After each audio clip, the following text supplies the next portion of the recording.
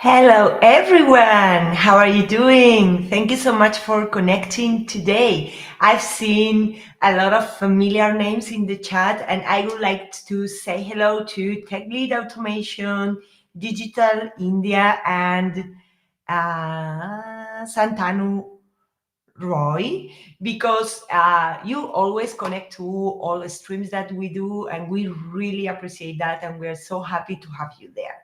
Thank you so much again. So today we have a new topic. I wanted to do something with Lightning Web Components, and I hadn't done a lot in the past with Experience Cloud. So I say, okay, let's challenge myself, and I'm going to try out all the new features that we have been releasing lately for Lightning Web Components and specifically for Experience Cloud LWR sites. We're going to see three features today. I don't know how am I going to do with time. If I see that I don't have enough time to cover the three features, then I will plan a second part of this code live and finish the topic. Okay? So with that, let me start showing the forward-looking statement that you all love, which just means that you should make purchasing decisions based on the features that are currently available. And sorry, because I have my microphone a little bit far away. I hope that you can hear me okay. If you have any problems with the audio, with the camera, please tell me, because that way I can fix it right away. I'm taking a look at the chat and at all your questions and comments. Okay, I want to say hello to a few more people who connected. We have there Joaquin Acuña and also Shidesh Astankar. Thank you so much for connecting today. So I'm going to start sharing my screen. And as we're going to talk about Experience Cloud features, I decided to use our famous Ebikes apps. I don't know if you are familiar with it, but this is one of our sample apps. And when you deploy it, there is a step which is to publish a community Experience Cloud site, right?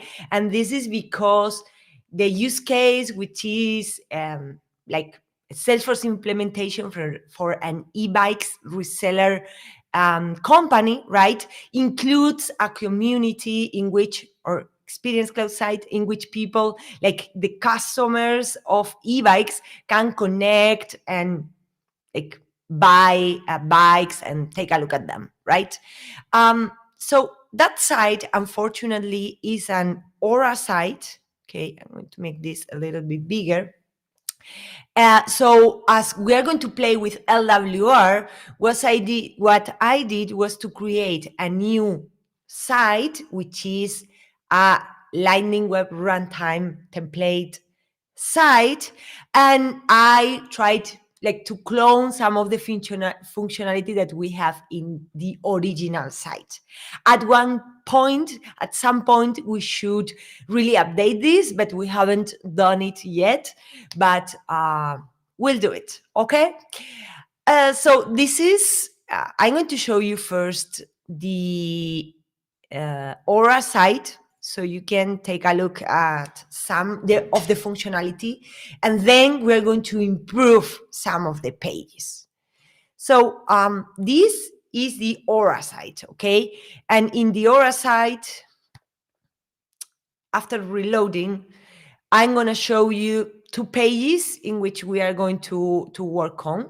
So one of the pages, oh, sorry, I'm clicking on the wrong page, Product Explorer. So one of the pages is Product Explorer. We're going to work in this component, but in our LWR site. And the other page in which we are going to work on is the Create Case page. Okay, here we have a Lightning Web component that allows you to create a case. And this is the first page that we are going to modify. Why? Because the first feature that I want to show you is the new toast notification component. Okay, so this is a component that became generally available in the winter release, the winter 24 release. This component allows you to create a list of notifications with Lightning Toast, and it allows you to define a container where those notifications are going to pop up, and this only works on LWR sites.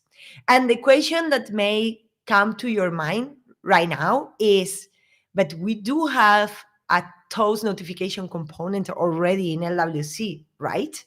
And that is correct, but that Toast notification component doesn't work on LWR. It works only on Aura sites and other types of sites, but not LWR. So I'm going to show you why this happens or how this happens. So here I'm in the Aura site, and this component is a component called create case. We're going to open it here, create case. And in the component, we see that we are firing the show toast event. And if I click on submit here, sorry, I need to preview. Okay. The toast notification works correctly, but it works correctly because this is an Aura site. But if I try to do the same in our LWR site, you are going to see that this doesn't work. Okay. So what should I do? Well, let's reload the page. Okay. Not sure why it changed to a different workspace, but I'm going back to my LWR workspace and we will continue from there. Okay, so we're on this page in which we are able to create a case from here, right? And we want to fix this button so we can show some toast notification within an LWR site. So how should we do that? Well, first of all, let's go to the documentation of that new feature.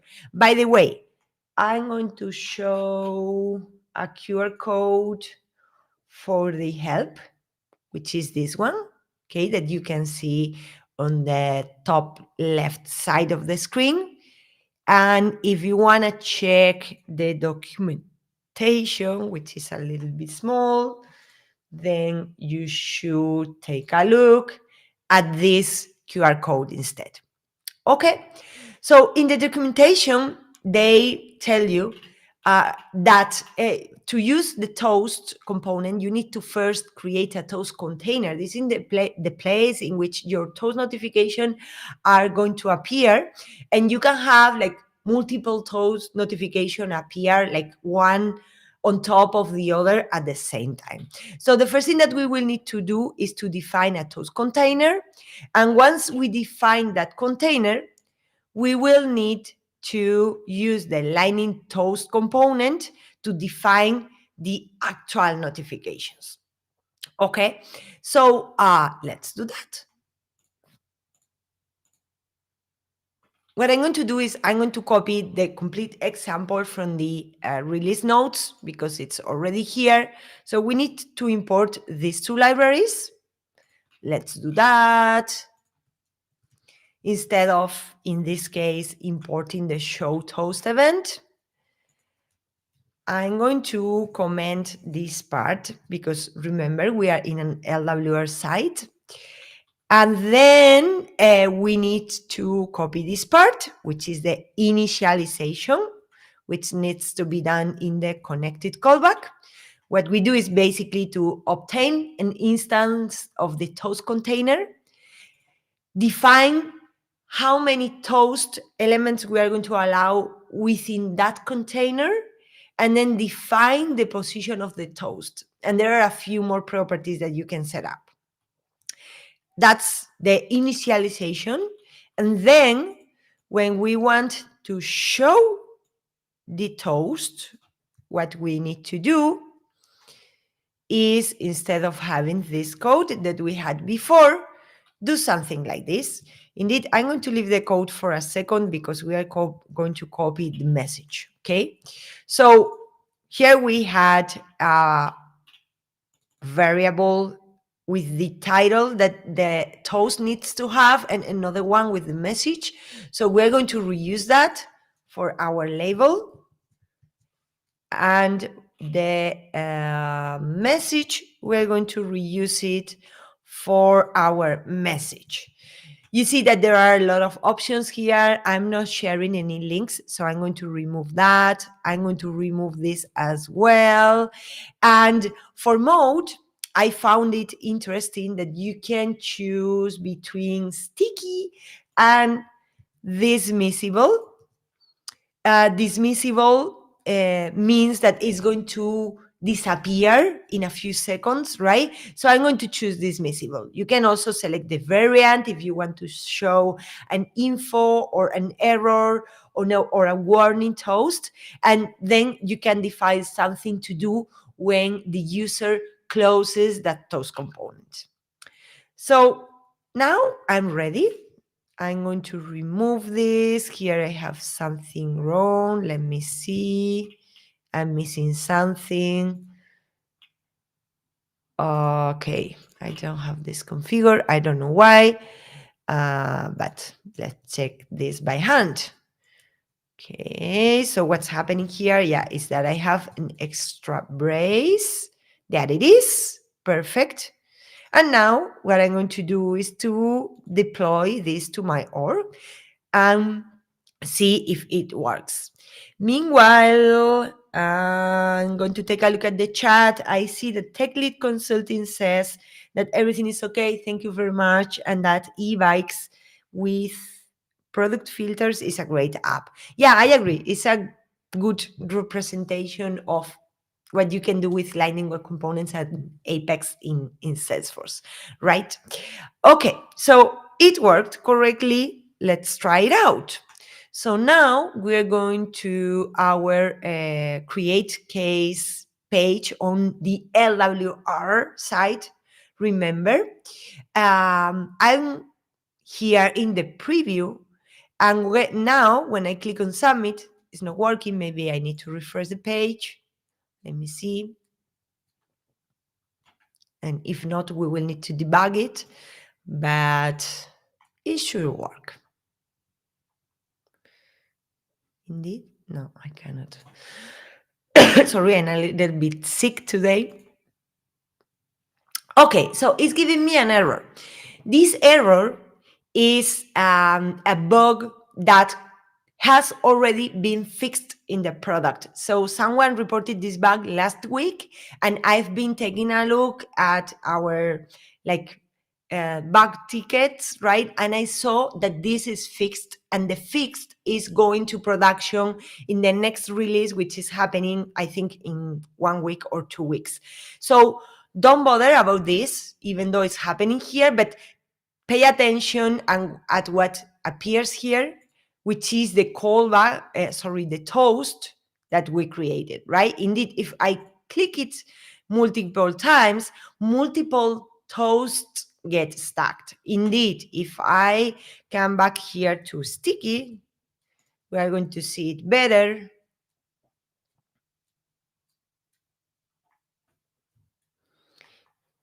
And I refresh.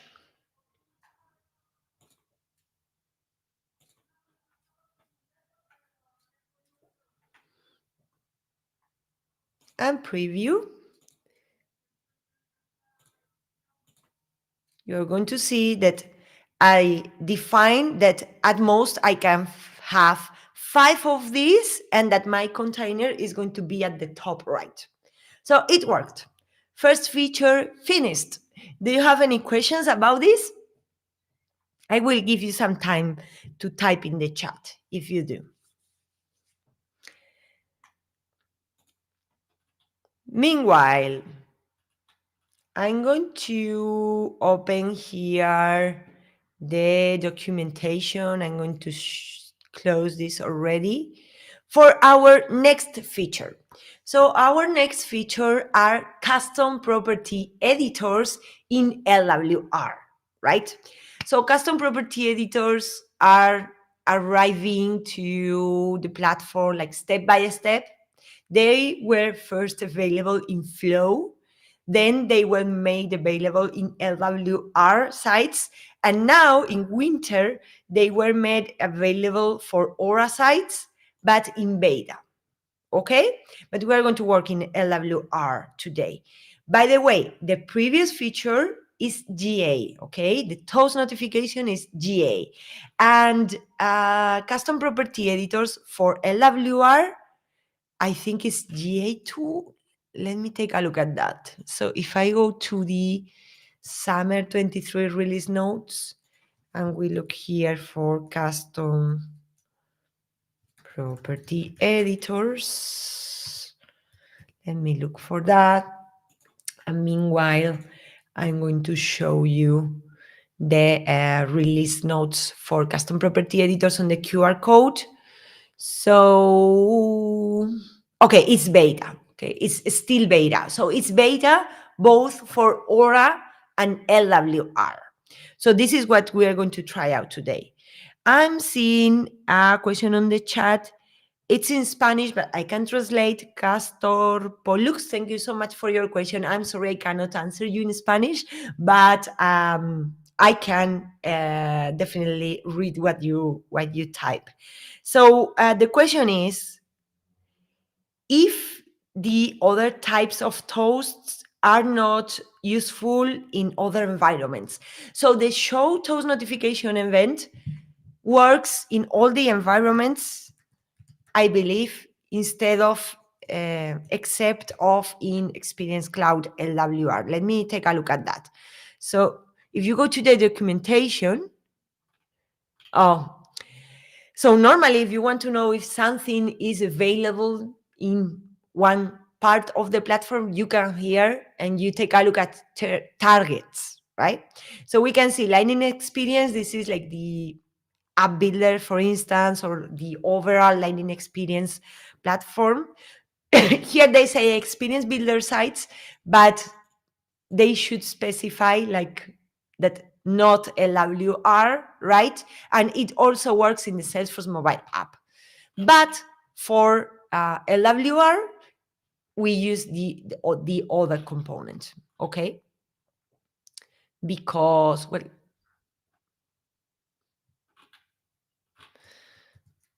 let me see if here they tell you something. No, they don't tell you anything. So I'm not sure exactly why this happened, but it's probably a limitation of the architecture. LWR has a new architecture behind the scenes, and that's probably the reasoning. Something that I can do is to find a little bit more about this and share it with you. Okay. So there is, yeah, and the next question was the same. So the next question basically is, one type of toast is for one of the environments, and the other type of toast is for the other type of environment. And yeah, exactly like that, Castor Pollux. Thank you so much for your question. Okay, so let's go with this second question, which are custom property types and editors. Custom property types and editor is really an extensive topic, and I could spend 1 hour talking about this.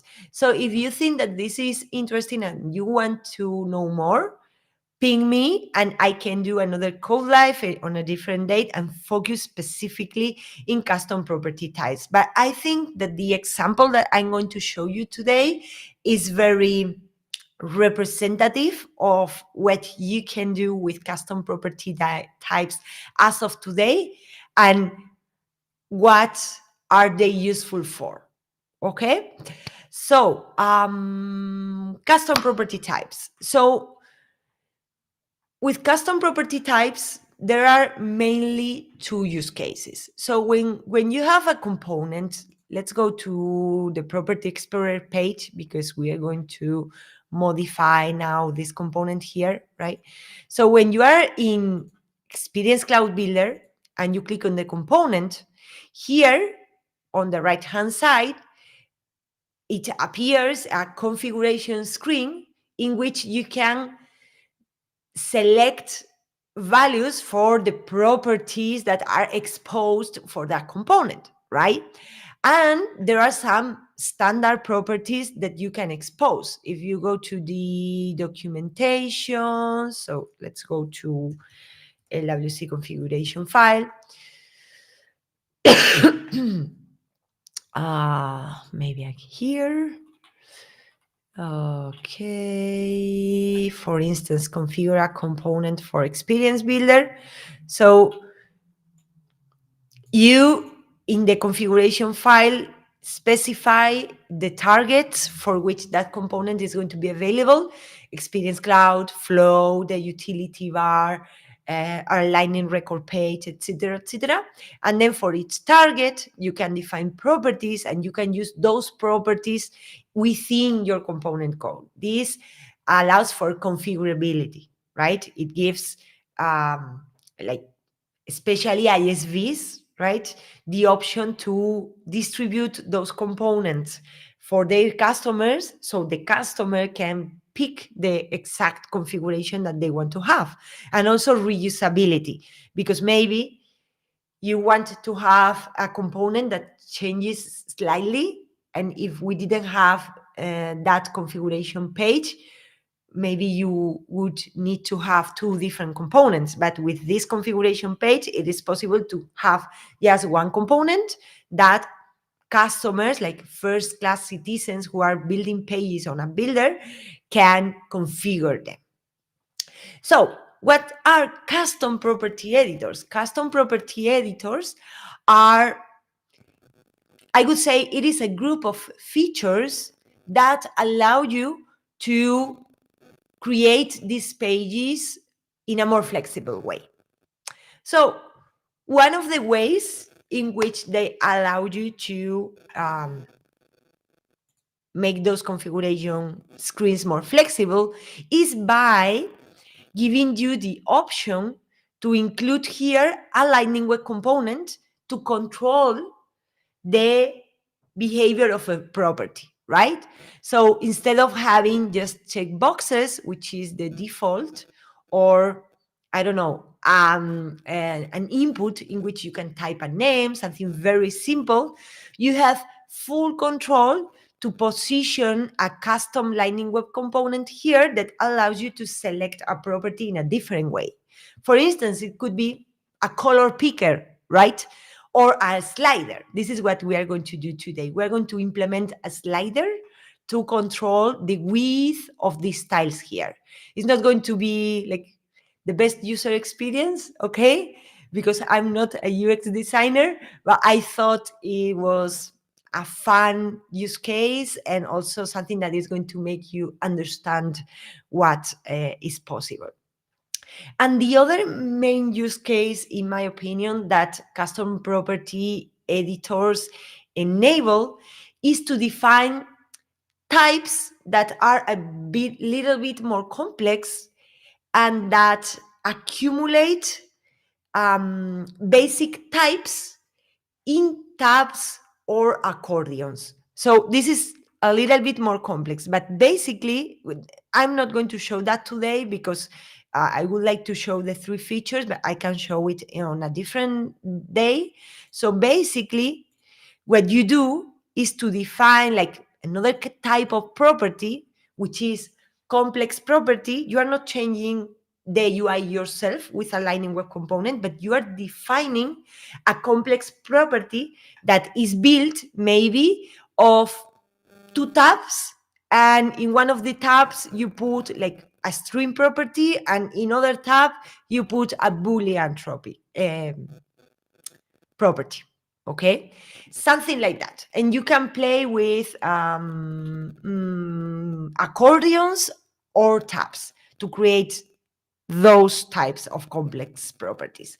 But we are going to focus on the other use case, in the one in which you create a custom user interface with Lightning Web Components, and we are going to create a slider.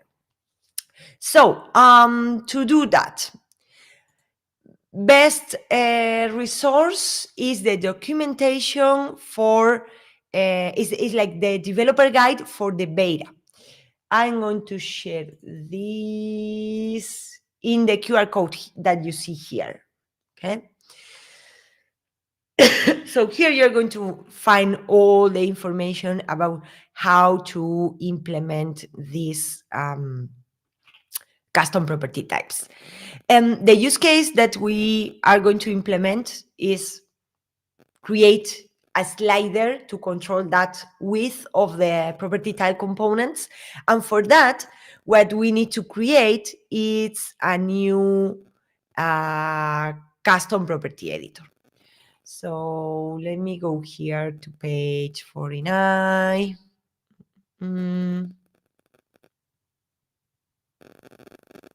This is one example of a complex property. Remember, the second use case I was talking about is you are really like putting standard properties together in a layout in which you have tabs. So it's only that, okay? At the beginning, it's a little bit difficult to understand, but it's only that. It's simple. So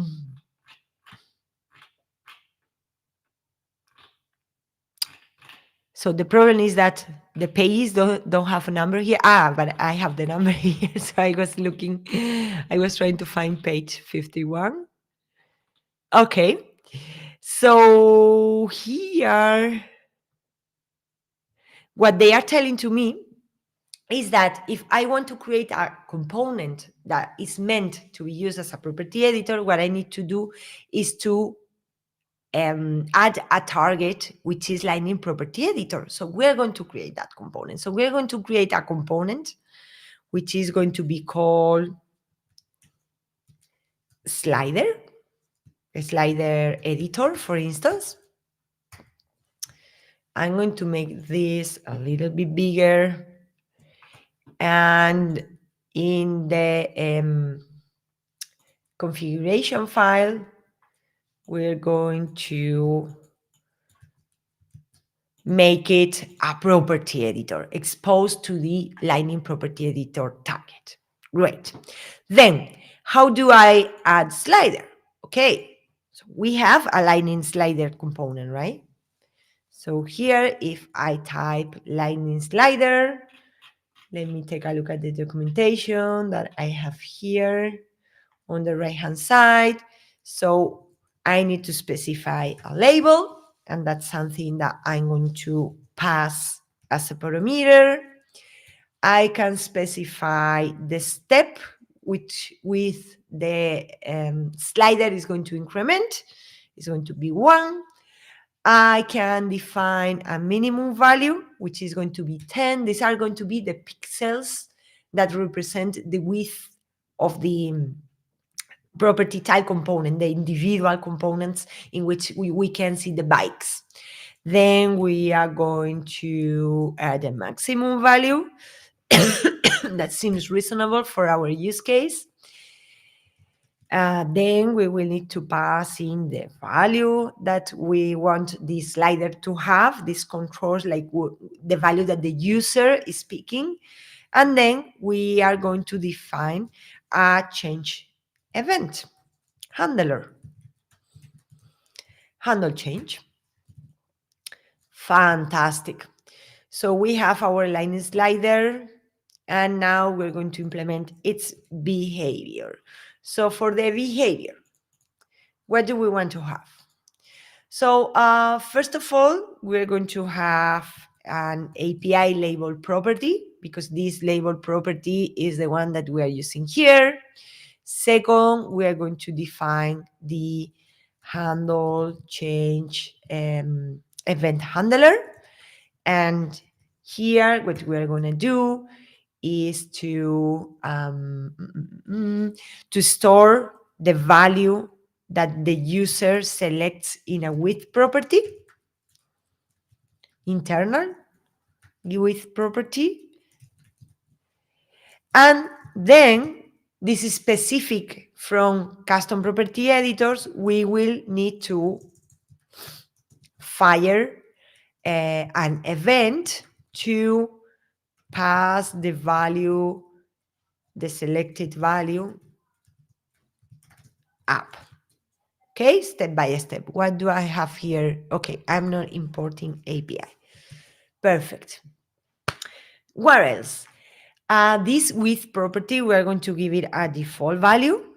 So when the user opens that configuration screen for the first time, so the initial value that's selected is 200.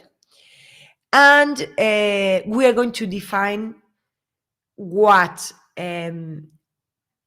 so the way in which our component will be passing information to the property editor, will be passing like the value of the property that the custom property editor is handling. So this is also part of the custom property editor implementation, right? So here what we need to do is to define a property called value that the parent component can set. Okay, so we have these two requirements. We need to define a value property, API property,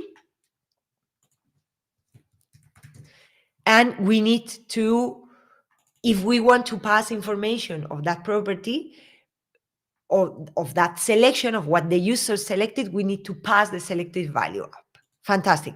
So here I could define the value property like this and then use here like this dot value instead of having this, right? But as I want to define, to assign a default value, if I do this, the framework is going to tell me that this is a bad practice because value is an API property and should be only set by parent components. The workaround to that is that we use an internal property and a setter and a getter. Okay, great. So instead of defining the property this way, we are going to define a getter. This getter is going to return the internal value of width and the setter that is going to receive the selected width, and we're going to store that in the internal width property. Okay, so clear so far? It's simple what we are doing. So basically we have a lightning slider. It works kind of the same as a lightning input. So you need to, on one hand, pass the value down, like binding a property, and on the other hand, you need to handle the change and pass the value up. Okay, so we are passing the value up. Well, we haven't done that yet. We're going to do it here, but we have already defined the property into which the parent component will be able to pass a value. So next, this is the second thing that we need to do. I'm going to write down here at 2. We need to fire an event. Which event? You will find this in the documentation that I shared later, but I'm not going to go back because if not, I need to be changing screens very fast. So which event is the value change event? Value change event. So how do we fire an event? So what we do is this dot dispatch event. Then we add the name of the event that we want to fire. And then we define in the detail property the information, the data that we want to pass up in the component hierarchy. So imagine that this custom property editor is like a children of the component in which you are using it for your configuration screen. A child, sorry. So, and here we're going to pass this dot value, or we could pass the width as well. Okay. So I think this is ready. Let's try to deploy it. And I'm going to take a look at the chat. Okay, so we have someone new in the chat who is Salesforce Learner. Hello, Salesforce Learner. I love your name. And the person is asking if anyone has knowledge on LWC just unit testing. So we're not talking about this topic here, but I recommend you going to our YouTube developer channel, and there you're going to find lots of videos about just unit testing. I have 3 quick takes about debugging just unit tests, and then you will find some codeless from my colleague Philip Osil, because he did a few ones like when just came out, right, for Lightning Web Components. So I recommend you going there. And Technical Cloud Consulting is saying that Julian did a session in September. So take a look at that one as well. Kenneth Sorensen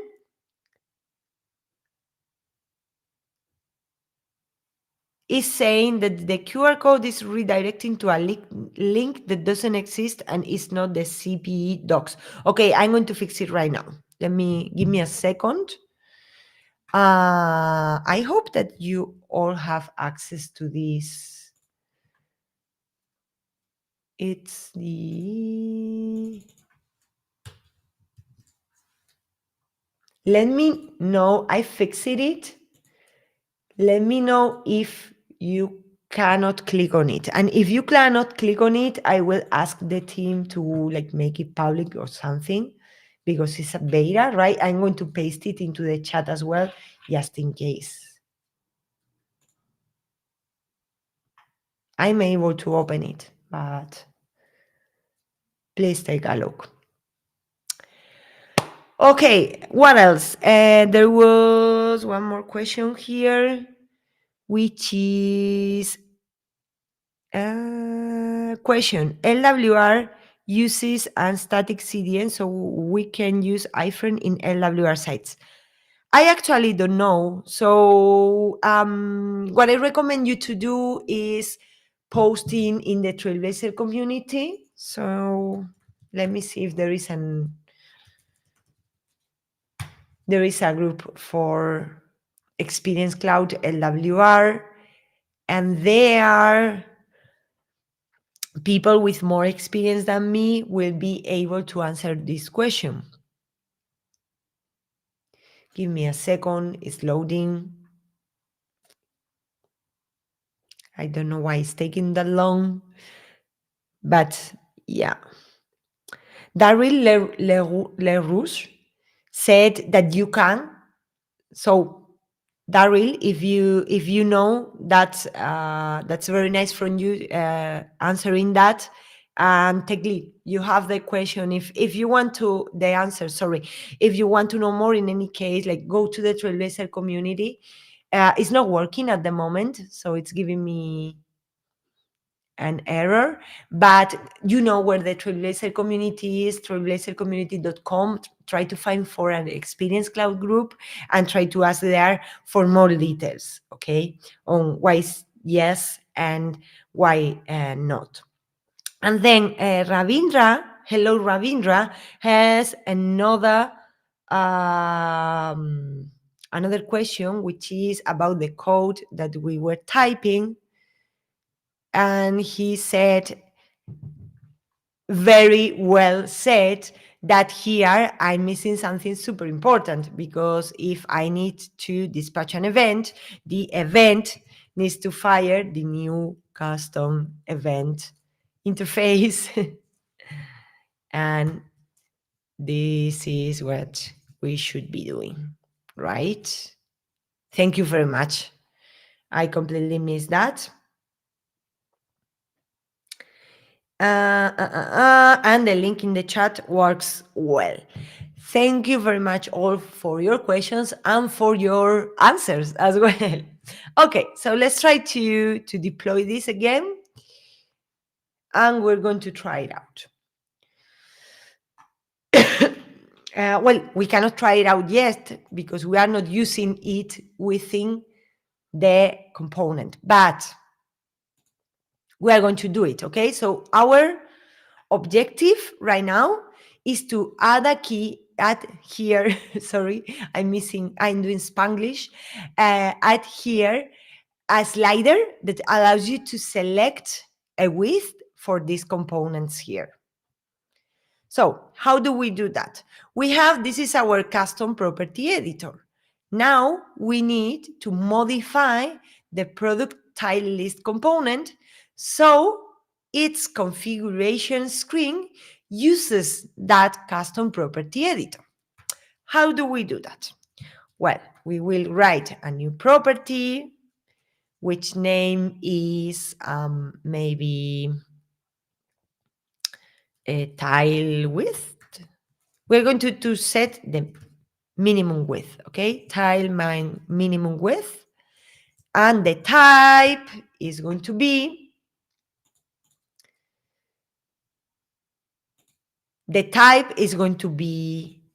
an integer because it's going to be a number. We're going to get a number from that slider. And the UI that this property is going to have to be edited is going to be our custom property editor.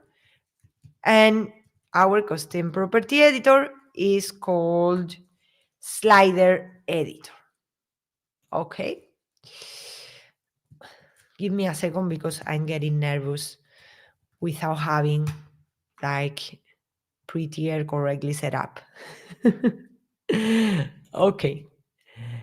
Nice shift format. No, I don't know. Something happened with my VS Code. Not sure why formatting is not working correctly, but yesterday it was. I think because I created a new project. I don't know. Something like that. Okay. So we have our new property. It's called tile minimum width. We need to also give it a label. And the label is going to be minimum width for tiles. And something else, right? Because when we define here the name of the property, that property in the JavaScript file needs to be a public property. So here we should, I'm going to copy this, we should have, not here, but in the product tile list JavaScript file, we should have a new API property, which is tile minimum width. Okay. Okay. So for now, I think we can test it, even though we are not doing anything with this property, but if everything is correct, the property editor should appear in that configuration screen. Okay. So let's take a look at that. I'm going to reload the builder.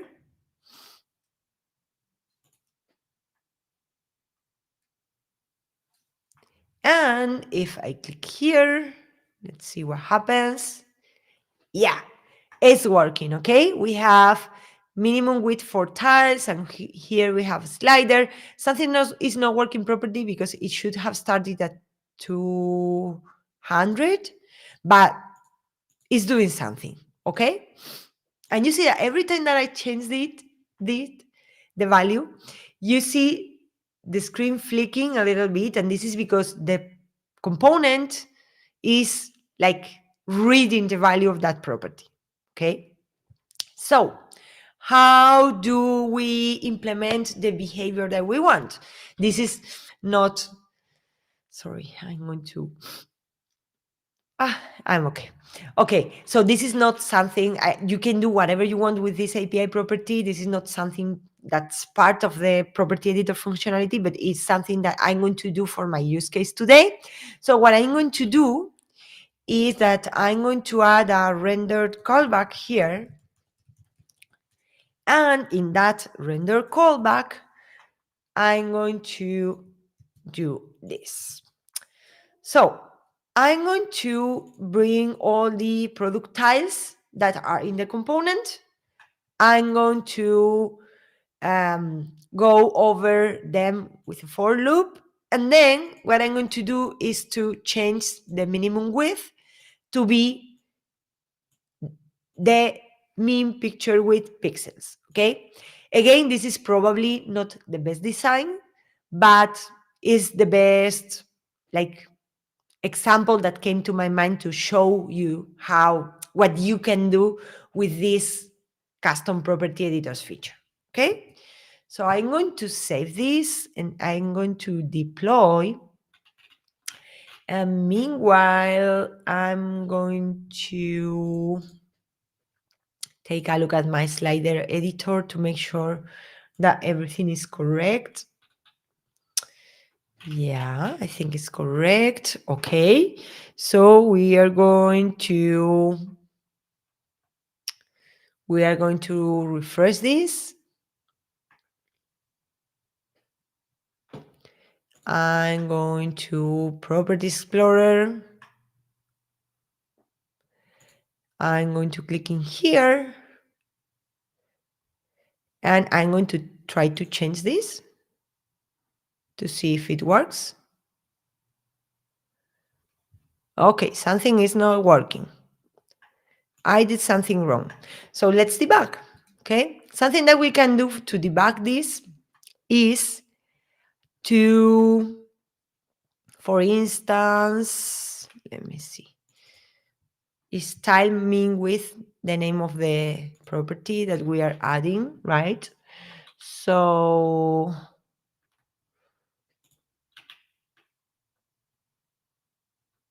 okay, I know what's wrong. That I copied a wrong name for the property because the name of the property that I defined here was that one. And what I had in my notes from a test that I did yesterday was a different one. Let's deploy this.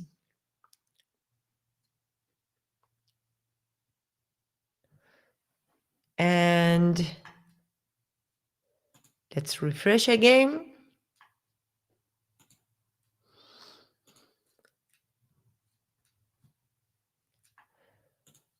And let's see now. Okay.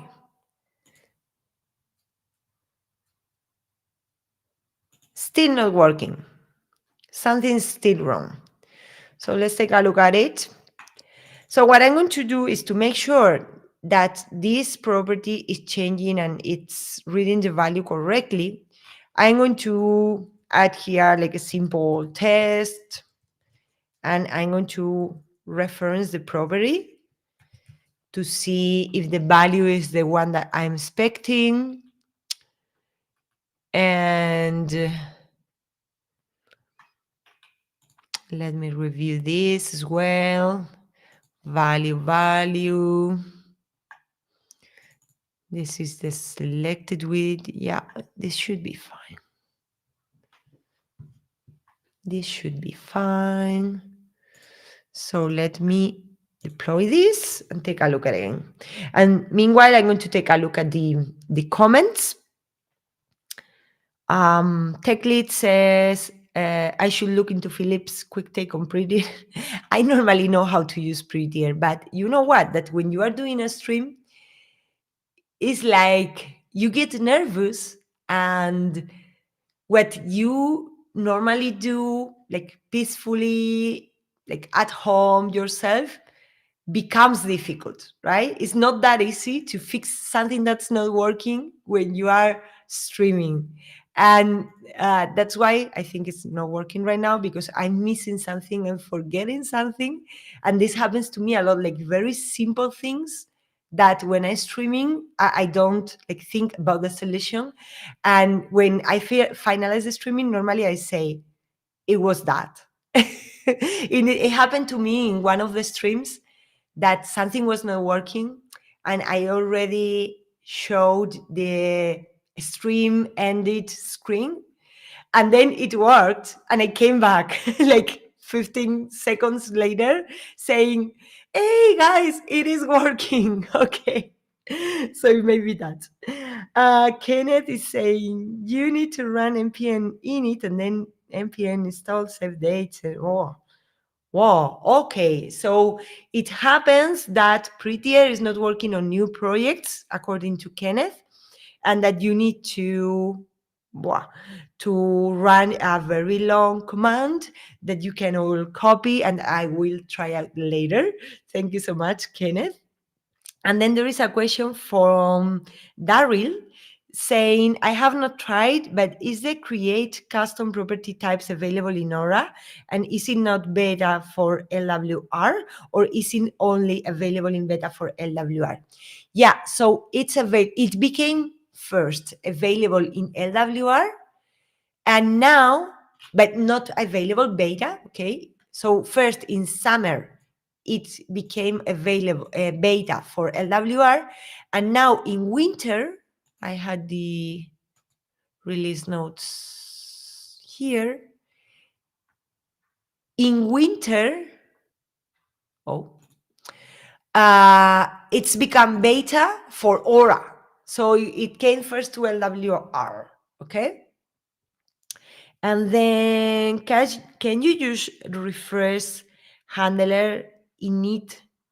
Oh no, first there is a question from Devil Boy. I just joined what's going on here. So the Devil Boy, I'm doing code live about new features for Experience Cloud LWR for Lightning Web Components.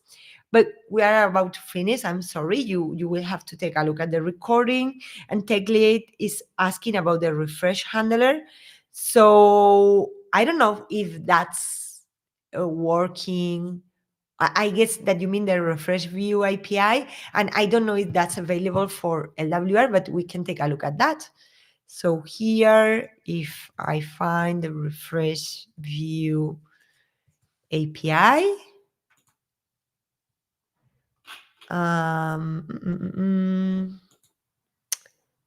let's take a look at it here. Refresh view API, refresh view. Where can I see?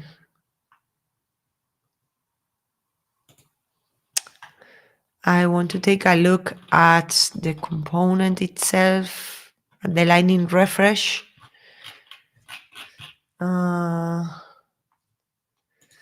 Sometimes the documentation drives me a little bit crazy. Okay, so maybe here, if I look for refresh, yeah, there it is. Oh, targets unknown. So I can't tell you. I will report this documentation bug, obviously, but I can tell you if it works in Experience Cloud. And Kenneth says, I fully understand you is like this to me when I stream to the developer user group lead in Norway. Yeah, thank you for understanding, Kenneth. And yeah, and Kenneth is also saying that it's very easy to follow up. I tried what I tried to do is to explain it like for everyone, right, in an easy way, so you really understand me. So let's continue with this. Let's see if we get our component working. And the third feature, I'm going to leave it for another code live, obviously, because we are not going to have time today. But we're going to debug this, and we're going to try to find where the error is. So if you see here, the component is correctly taking the value of my property, because here I have 724 pixels selected, and if I'm changing this, it's changing. So the problem is the way in which I'm changing the width of the components. So I'm going to take a look at that and see if I wrote something incorrectly. So what we are doing here is, in the render callback, I go through all the product tiles. I know this is correct. This is the name of the product tiles. And then I set the min width to this tile min width px. You know what? it may be because we are doing this test in the builder instead of in preview. No, this is weird. This is weird because I got this working yesterday and I think I have exactly the same code.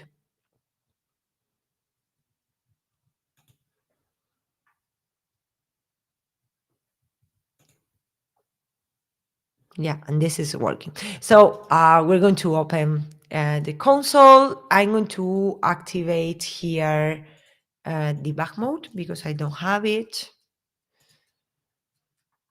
And we are going to do a better debugging. Why? Debug. Okay, I'm going to activate it for my user. And then here, what I'm going to do is that I'm going to open the property tile list component and we are going to see what's going on.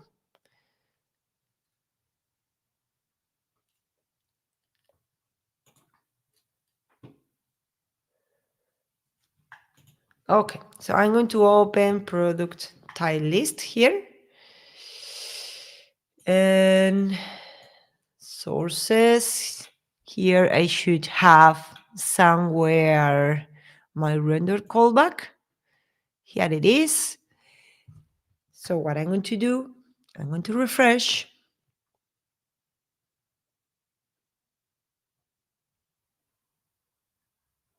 I'm going to select my page.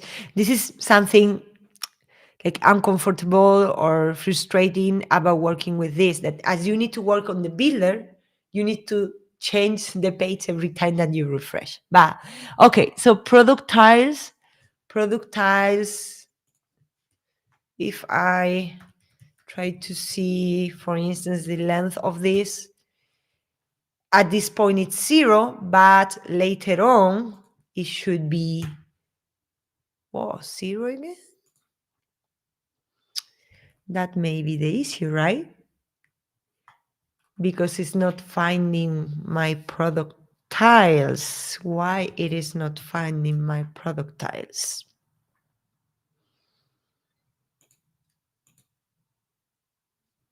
Let's do it again.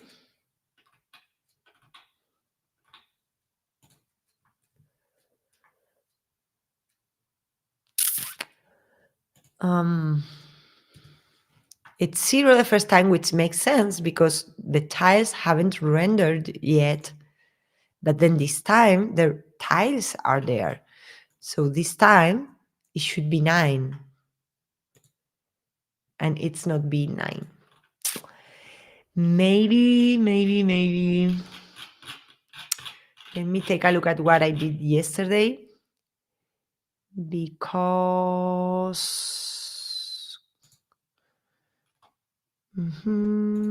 I committed this.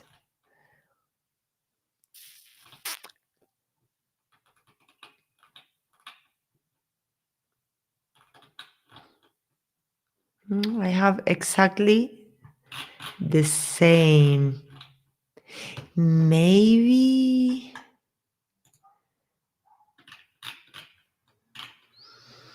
This disappoints me a lot. This disappoints me a lot because yesterday it was working. Indeed, what I can do is I'm going to show you the other org in which this is working because maybe this is. So I decided to create a new org today because I prefer to start from scratch, right? So there's nothing in there already pre-built by me. But maybe there are some differences between the scratch org and the developer org in which I was working yesterday, and that's the issue. We're going to check that. Okay. Ebikes, which is this one. This is a developer org in which I normally work with Ebikes. I'm going to open it, and I'm going to show you how it works, and I will investigate why that difference, right? Why this is happening to me. It may be a bug as well. This is a beta feature, so you know. So this is the org in which I was working yesterday. And here we're going to experiences. We're going to the builder. And we're going to Product Explorer. And you see that here the size, the width is different. Why? Because I have a different size selected here, right? And if I select a different size, it is changing. It is making the pictures like bigger or smaller according to the value that you select. As I mentioned, the code is exactly the same. I will do a diff to verify it, but I'm sure that it's an issue with the OR. I'm mostly sure. So I will investigate it and add comments to the video to tell you what's going on. Okay, so I'm going to stop here. I had a third feature. The third feature was Light DOM. I recently published a blog explaining use cases for Light DOM. And for this feature, what we're going to do is that we're going to create a fake analytics library that inspects our components in our Experience Cloud site. Okay. And we are going to inject the analytics page and we're going to activate Light DOM so that analytics page, not library, can like evaluate what users are doing in our web page. And we're going to do that the next day. Indeed, instead of calling it like Experience Cloud, maybe I call it like Light DOM specifically. I have the code prepared to show you, and I can expand it a little bit if needed. Even I can clarify what happened today with the custom property editor. But this is a great feature, and you will see use cases for using it, and also what to bear in mind in regards to security and the dangers that has activating it. To finish, I wanted to share two more resources for custom property editors. So one of them is this YouTube video. I don't have the QR code, but I can paste it into the chat window. This is a video from TDX last year, and they show the example that I explained today and a few more examples. One specifically about this layout thing for complex types that I explained before. So if you want to know more, you can go there and take a look. And the other one is a blog that just came out, which is also about custom property editors and types, okay? Written by Sudar and Trey. And they explain, I believe, two examples. Yeah. So they explain how to create a custom property editor, which is what I did. And then they explain how to create a a complex property type, which is the other example that I explained before. Or for instance, this one here.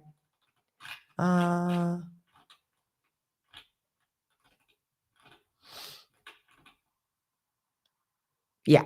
So that is basically what I wanted to share. Okay, take a look. It's a great blog. I loved it, and I loved working with Sudhir as well.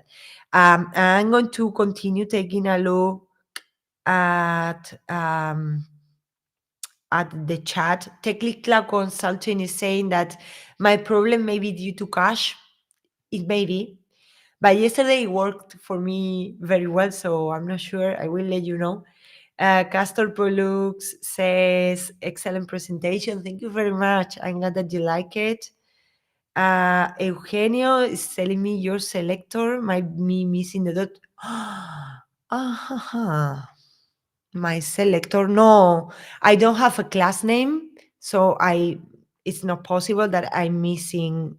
This is not the class name. This is the name of the component. So in product tile list, we iterate over the component, the product type component like this, or we iterate over the products that are returned, the bikes, and we use this component. This is like an auxiliary component to represent each individual bike, right? And that doesn't need a class, a dot in the class name. But thank you very much for trying to help me. Much appreciated, Eugenio. Ravindra is saying, Ravindra, you found it. You found it. You know why I have this? I have this because I enabled my component for light DOM. And when you enable the component for light DOM, you need to remove the template. And I have the two components working together. And that is the reason it's failing. Thank you. I'm going to deploy it. And we're going to check. Last check. Ravindra, you are the best. Thank you very much. Okay. And Tech Lead says, thank you so much. And Kenneth, that he loves this session. Yeah, thank you. What happened? Okay. Okay, let me go back to my other Ebikes or the scratcher that I created today. And let me deploy.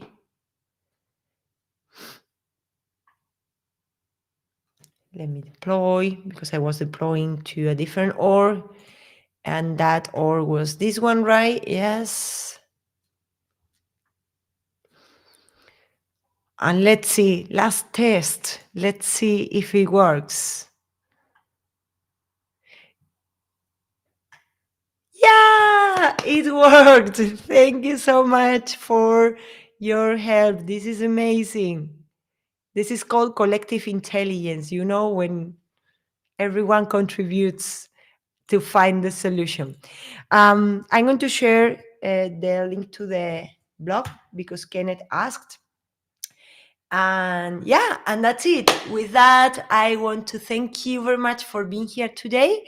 And I hope to see you in the next Code Live.